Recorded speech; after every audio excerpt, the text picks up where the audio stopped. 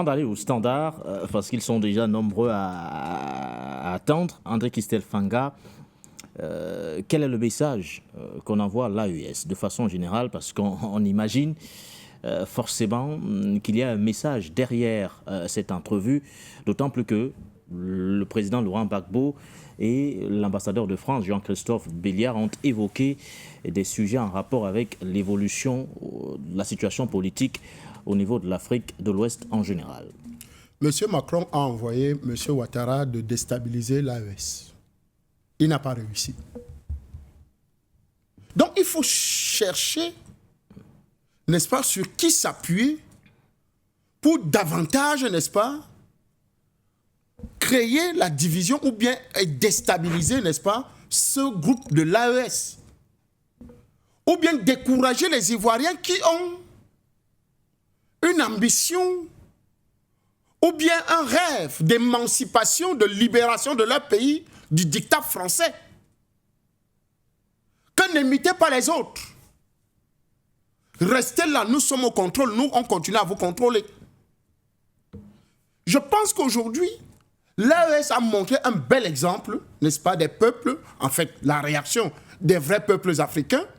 Et donc, il faut essayer, n'est-ce pas, de trouver des éléments, n'est-ce pas, qui vont permettre à contrôler ces gens de l'AES.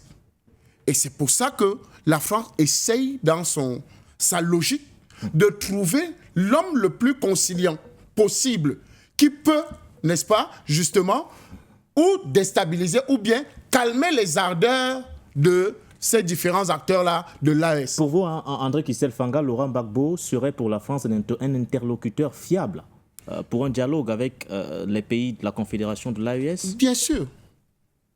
C'est un interlocuteur fiable.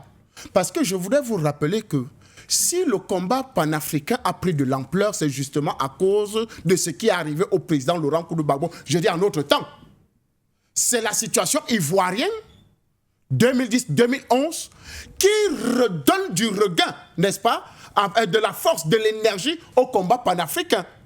Parce que c'est là où nous avons compris que l'impérialisme, le néocolonialisme ne va pas de main morte face à certaines situations. Parce que le président Laurent Gbagbo, dans ses postures nationalistes et panafricaines souveraines, on avait vu, n'est-ce pas, en lui quelqu'un qui devait apporter quelque chose de différent en Afrique de l'Ouest et en Afrique tout entier. Et donc il fallait, en fait, il a servi d'agneau, il a servi de sacrifice, il a servi d'exemple, n'est-ce pas, pour les autres pays ou bien des autres chefs d'État, que regardez comment on va vous traiter si vous essayez de prendre cette voie-là. Et nous avons compris et nous nous sommes adonnés, n'est-ce pas, à ce combat-là pour dire que non, ça ne se passera plus jamais comme ça avec un chef d'État africain. D'ailleurs, le doyen Parfin prenait l'exemple, n'est-ce pas, de ce qui s'est passé à Marcoussis.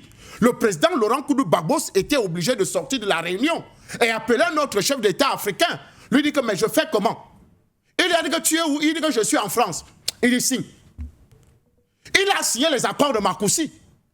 Mais quand il est rentré au pays, il a rappelé le même chef d'État. Il lui dit, mais vous m'avez demandé de signer, doyen. J'ai signé.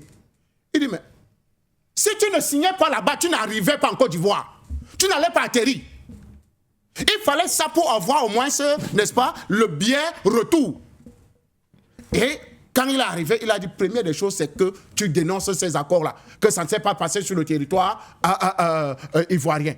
Voilà. Et donc, je pense qu'aujourd'hui, le message est clair, c'est que la France cherche à avoir le contrôle sur la Côte d'Ivoire encore. Parce qu'ils savent ce qui est en train de se préparer en Côte d'Ivoire. Ils savent que tout ce qu'ils ont installé comme barbarie, tout ce qu'ils ont installé comme mafia, tout ce qu'ils ont installé comme pion, ne peuvent plus avoir droit de citer. Je dis bien le camp Ouattara, que ce soit le camp Ouattara, que ce soit le camp de M. Tidjane Thiam, PDCI, ne peuvent plus gagner une élection en Côte d'Ivoire. C'est terminé là, c'est terminé. Et ici, ils insistent.